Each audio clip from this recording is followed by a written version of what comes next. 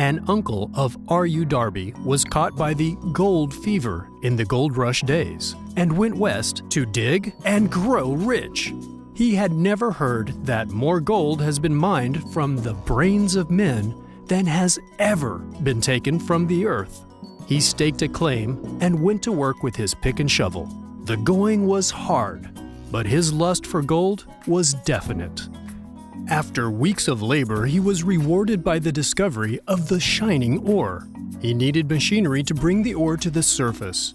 Quietly, he covered up the mine, retraced his footsteps to his home in Williamsburg, Maryland, told his relatives and a few neighbors of the strike. They got together money for the needed machinery and had it shipped. The uncle and Darby went back to work the mine. First car of ore was mined and shipped to a smelter. The returns proved they had one of the richest mines in Colorado. A few more cars of that ore would clear the debt. Then would come the big killing in profits. Down went the drills, up went the hopes of Darby and uncle. Then something happened. The vein of gold ore disappeared. They had come to the end of the rainbow, and the pot of gold was no longer there. They drilled on, desperately trying to pick up the vein again, all to no avail. Finally, they decided to quit.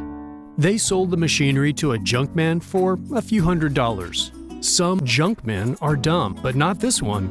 He called in a mining engineer to look at the mine and do a little calculating. The engineer advised the project had failed because the owners were not familiar with fault lines. His calculations showed that the vein would be found just 3 feet from where the Darbys had stopped drilling. That is exactly where it was found. The junkman took millions of dollars in ore from the mine because he knew enough to seek expert counsel before giving up. Most of the money which went into the machinery was procured through the efforts of R.U. Darby, who was then a very young man. The money came from his relatives and neighbors because of their faith in him. He paid back every dollar of it, although he was years in doing so.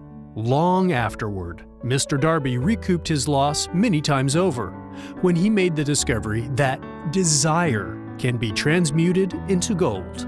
The discovery came after he went into the business of selling life insurance. Remembering that he lost a huge fortune because he stopped 3 feet from gold, Darby profited by the experience in his chosen work, by this simple method of saying to himself, "I stopped 3 feet from gold, but I will never again. No matter how many say no, I will convince them to buy insurance."